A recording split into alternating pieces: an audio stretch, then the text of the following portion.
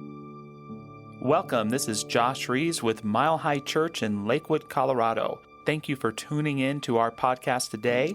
For more information about our church, please visit our website, milehighchurch.org. So I'm grateful to be beginning a two-part series called Opening Doors. And today's message is Welcome In. And I'd like to begin by talking a little bit about the legend of the Buddhist bodhisattvas, who from a Western perspective are like angels. But the legend of the bodhisattva is that the bodhisattva gets right on the cusp of enlightenment, but doesn't become fully enlightened because the bodhisattva commits themselves to serving humanity in all of us becoming enlightened.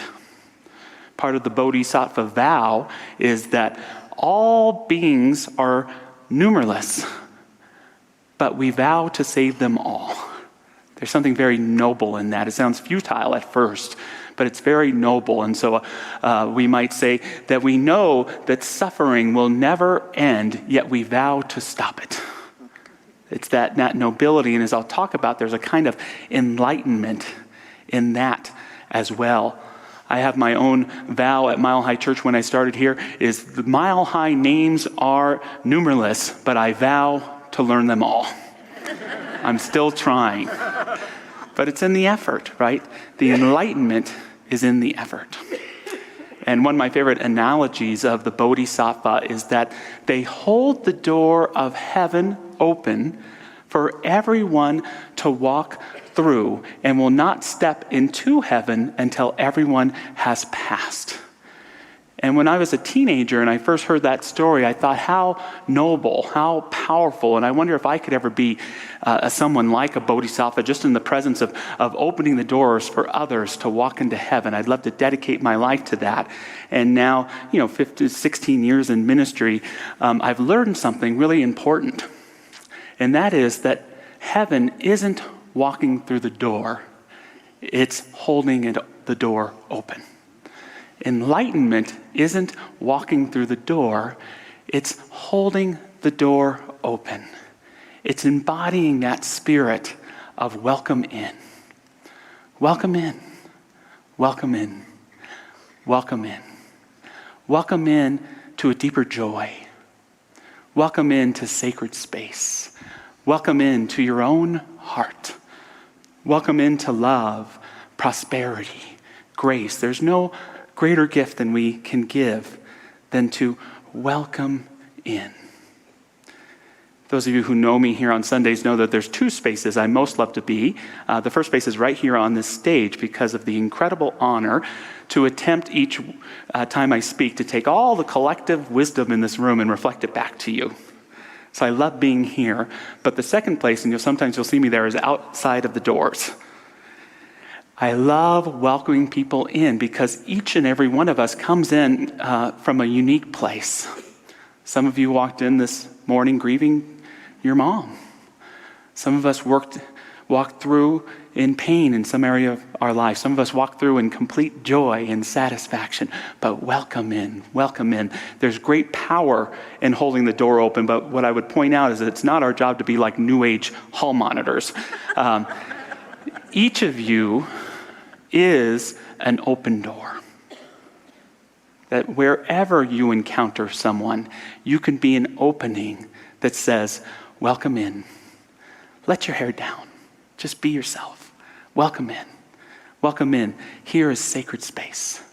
Welcome in to stepping more deeply into who you are and to who you want to be. What does that mean for you to be an open, welcoming space that says, welcome in?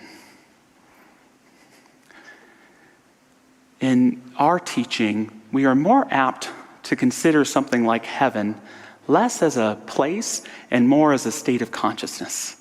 And that would be true for enlightenment and nirvana as well. Seek not to enter into heaven, but seek to cultivate a little piece of heaven right where you are. Seek not to become enlightened, but seek to get a glimpse of enlightenment in this very moment. Seek not to achieve nirvana, but let nirvana be the byproduct of being as fully present as you can to the goodness that is here in this moment to appreciate and to devour. The great Kurt Vonnegut, the great novelist, was fond of talking about his uncle Alex, who was a very well-educated and humble man, but he would share, he was well-read and wise, and his principal complaint about other human beings was that they so seldom noticed it when they were happy. So when we were drinking lemonade under an apple tree in the summer, say, and talking lazily about this and that, almost buzzing like honeybees, Uncle Alex would suddenly interrupt the agreeable blather to exclaim, "If this isn't nice, I don't know what is." So I do the same now, and so do my kids and grandkids. And I urge you to please notice when you are happy and exclaim or murmur or think at some point, "If this isn't nice, I don't know what is." And if it's true for you in this moment, let's say that together. If this isn't nice, I don't know what is. So good to be present in this moment. Seek not to become enlightened, but seek to practice an enlightened compassion. Seek not to become enlightened, but seek an enlightened kindness, an enlightened appreciation. And this, by welcoming in just this, it will open incredible doors for you. I have one more bodhisattva story for you, an image of one of these bodhisattvas coming up on our screens here. And as you can see, if you don't understand them, they can look a little scary. You know, this is Guillermo del Toro, the film director, would be proud. You know, I want to teach my daughter about bodhisattvas, but I probably wouldn't put that statue in her room. You know, it might scare her. And yet when you understand, you see the immense symbolism and beauty. This particular bodhisattva started off as a monk, and he did all his meditation work, and he realized that all things are impermanent, and he practiced and understood the Four Noble Truths and followed the Eightfold Path, and with that found himself moving into this heavenly realm where complete nirvana would be experienced. And he heard a small cry, and he looked back there at the earth, and there was someone who was suffering. And he, in that moment, decided to delay his enlightenment and went back and helped that person. And so he was given the role of bodhisattva and given 100 hands with an eyeball in each hand to help spot and support those who are suffering in the world. And the message is a simple but profound one to me, and that is, don't ever let there be a choice between heaven and helping others. Don't for you ever let there be a choice between enlightenment and compassion, because heaven is helping others. Because enlightenment is our ability to cultivate compassion right here and right now and to bring it to others. Jesus, in talking about the kingdom of heaven, said that the kingdom of heaven is like a shepherd who had 100 sheep and lost one. What should he do? Well, all common sense says, well, let the one sheep go and carry on with your 99. Don't risk losing another. But heaven's way, God's way, doesn't always make common sense. Jesus says that the shepherd will do everything he can to welcome that sheep back in. And you and I, we have a choice as powerful spiritual beings. At all times, you are welcoming in. Every day, you are welcoming in. Just think about, what have you welcomed into your consciousness just this morning? Has it been good for you? Has it been not so good?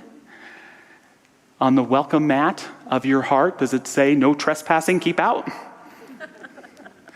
Does it say, welcome in?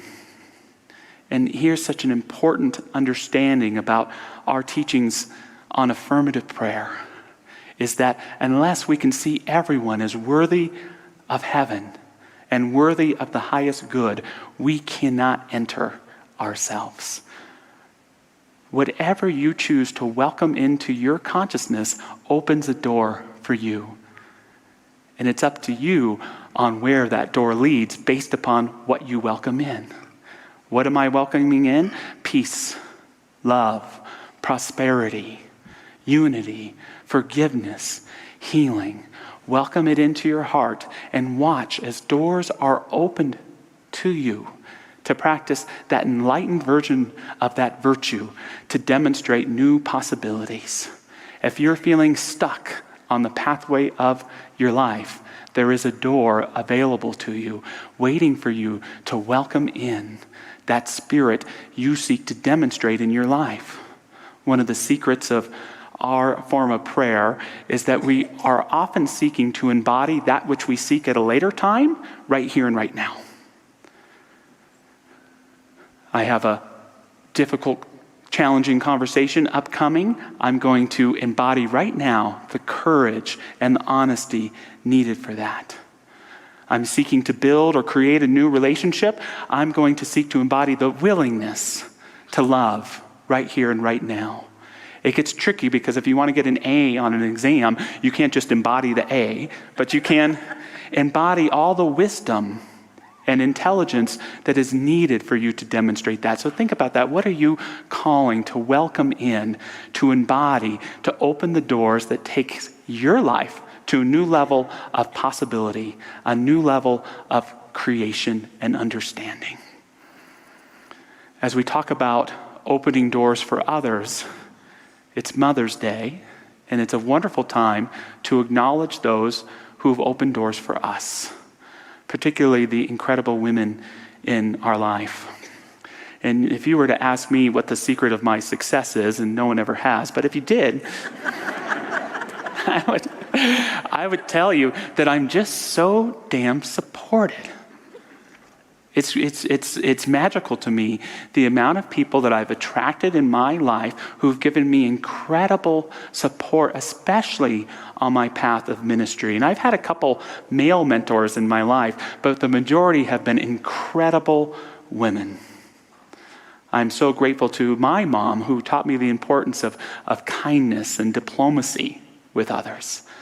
I'm so grateful for Mary Feldman, who I know is watching me online right now, who when I was 14 asked me if I wanted to take a class. This is in 1995 at the Huntington Beach Church of Religious Science, where Dr. Roger had been.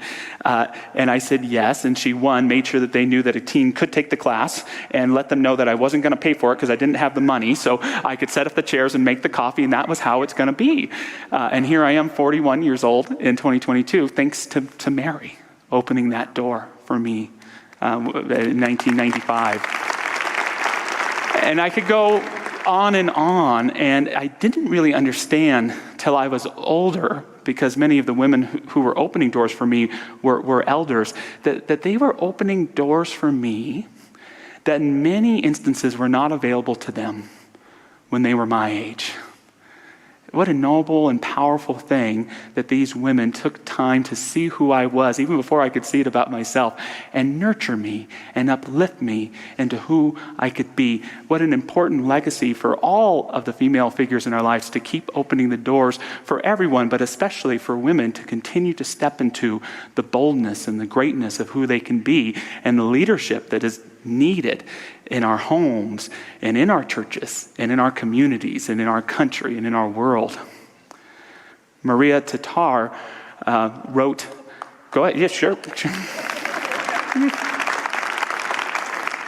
Don't get too many amens in a religious science church, but that works for me. Maria Tatar, she's an incredible woman. She's a professor of folklore and other things at Harvard, and she writes these incredible annotated works. And she just put out a book called The Heroine with 1,001 Faces. And that may sound familiar because it's taken or inspired by Joseph Campbell's The Hero with 1,000 Faces, which talks about the male hero in everyone and how it moves forward. Well, she focuses this book on the women and all of the incredible stories, and most importantly to me, the emerging myths of what femininity can bring to our world in more incredible ways. She says that she hopes her book will reveal the value of remaining open and curious about who inhabits our world, and also standing up and using our voices even when those who came before us were silenced. With women now better represented in the workplace, as doctors, pilots, firefighters, preachers, and judges, it is almost impossible to mourn the world we have lost. Women now provide models, imaginary and real, in abundance, changing the myths we live by and remaking the human world in ways that promise to make the world more humane. And it reminds me that we probably don't just need a Mother's Day, we probably need a Mother's Decade, right? A Mother's Century. And this is part of that important aspect of embracing the divine feminine in our teaching, because it's not about separating it from the masculine one. It's about bringing things together into wholeness so that we can lead ourselves and one another. We continue to live in a world where you look across the world and you still see so many women subjugated from education. You see trafficking even in our own country. If you read a newspaper or online, wherever it is, even this week, you can see so many things that speak to women's issues. Women who are right here in our church today, feeling ill or uneasy, unsure about their own upcoming health concerns, taking care of themselves and their families in their life. And I don't mean to get into the complicated issue of abortion, and people can see that in all sorts of ways, but I think we can empathize incredibly with women who are unsure about what they may be allowed to do or not do with their bodies. What a difficult place to be.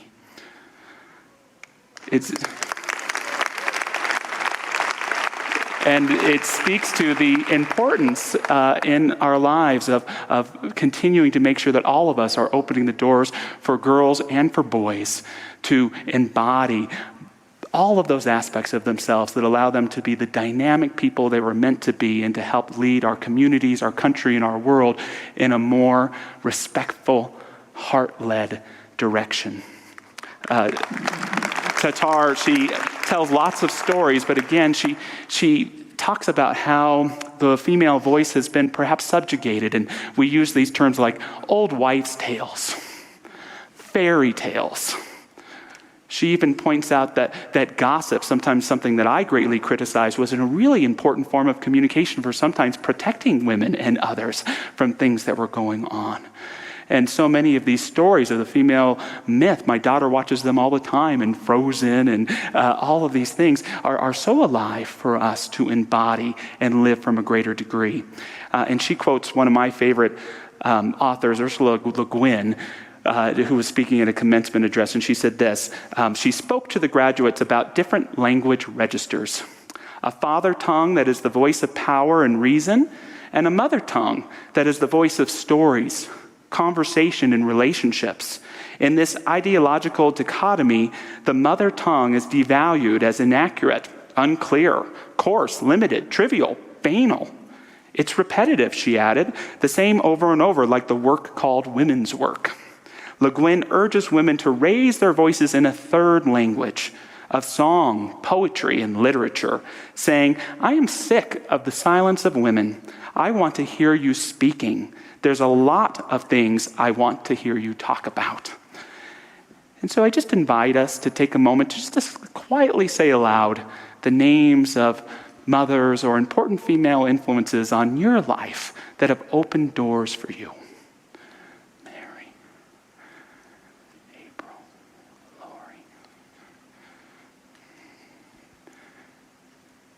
Thank you for that. There's one more piece that I want to share with you this morning, and it was originally kind of an epic poem by a great minister of the last century named Sam Shoemaker. And you'll see how it fits in, because the poem is called I Stand by the Door, and obviously I'm not going to read it you for an hour, but I will touch upon a couple pieces here. He says, I stand by the door. I neither go too far in nor stay too far out. The door is the most important door in the world. It is the door through which people walk when they find God. There is no use my going way inside and staying there when so many are still outside, and they, as much as I, crave to know where the door is. They creep along the wall like blind men with outstretched groping hands, feeling for a door, knowing there must be a door, yet they never find it. So I stand by the door. The most important thing that anyone can do is to take hold of one of those blind, groping hands and put it on the latch that only clicks and opens to the person's own touch. And it speaks, one, to this important point that you can't force people through the door, right? It's welcome in, not get your butt in here, right? We can be a loving presence. We can be an available presence, but we have to let people find their way. Sam Shoemaker was an important part of something that used to exist called the Oxford Group. It was a group that was very progressively Christian, very powerful group. And what sprang out of that, and you can see the essence in the poem a little bit, was Alcoholics Anonymous. Something very important to many people here who are in recovery, that's all about creating a community for people who are experiencing addiction to do two things. One, to have the door open for them whenever they are suffering, whenever they are sorrowful, whenever they are taken over by their addiction, to come in. And yet it also creates the opportunity for those experiencing addiction to open the door for others. And that, for me, is what has made it so successful for so many countless people. It's a safe space, ideally, to enter, and it's a safe space to be of service, to always open the door. And it leaves us with the understanding of where in our lives are we opening doors, and where within ourselves are we keeping doors shut. Is there anyone in our life that we've shut a door to that perhaps with stronger boundaries we might open up again to know something better they are capable of, that something more they can heal? That, again, that aspect of recognizing that if we want to be in a heavenly state, we can't leave anyone out of it. Shoemaker continues, he says, I admire the people who go way in, but I wish they would not forget how it was before they got in. You can go in too deeply and stay in too long and forget the people outside the door. As for me, I shall take my old accustomed place, near enough to God to hear him and know he is there, but not so far from people as to not hear them, and remember they are there too. Where? Outside the door. Thousands of them, millions of them, but most important for me, one of them, two of them, 10 of them, whose hands I am intended to put on the latch. So I shall stand by the door and wait for those who seek it. I'd rather be a doorkeeper, so I stand by the door. There's a divine contradiction, a divine dichotomy, and it is that you are never separate from God, and yet every opportunity, every moment is an opportunity to draw nearer to her. You are never separated from divine spirit or divine love, and yet every moment is an opportunity to get closer. But it is up to each of us to welcome that in. And the core or the heart of my message to you today is that by welcoming in that virtue that your heart has been longing for, that a door will be opened for you that will lead you to that next adventure, that next right relationship, that deeper understanding, that higher level of consciousness that your life demands that you see with in order to move forward, in order to move deeper, in order to help create harmony and a better life for those around you. So I invite you to join me in prayer if you so choose. I invite our incredible prayer practitioners to stand if they'd like. And I acknowledge our online practitioners who are waiting right now for those watching online. If you go to the watch page and click the button, there'll be practitioners available to pray with you today as well. And I just begin this prayer by honoring the legacy of Mom. What an indispensable word in that for each and every one of us, almost all of us, a different image, a different name comes to mind.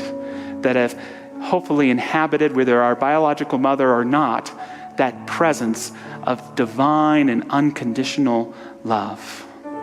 And for those whose mothers are no longer here in physical form, I simply honor that ancestral bonding that recognizes that although our bodies do indeed come to an end, our relationships are forever, like it or not. We are divinely connected, and we have that choice to always nurture those bonds wherein we can find new epiphanies, new understandings, and perhaps even intimate conversations that warm our heart and touch our souls.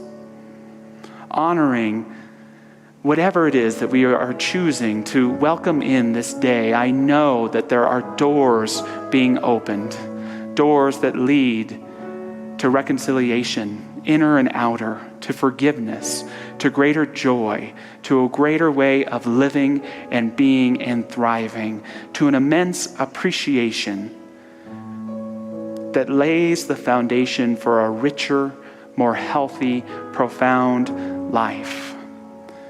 There is healing in this door. There is opportunity in this door. May we let go of anything that would keep us walking through this passageway of newness to find that all too familiar divine presence awakening itself in us again, leading us forward, step by step, heartbeat by heartbeat, moving us ever closer to an experience of the incredible divinity of who we are. We embrace it, let's become it, and let's be it right here and right now. And so it is.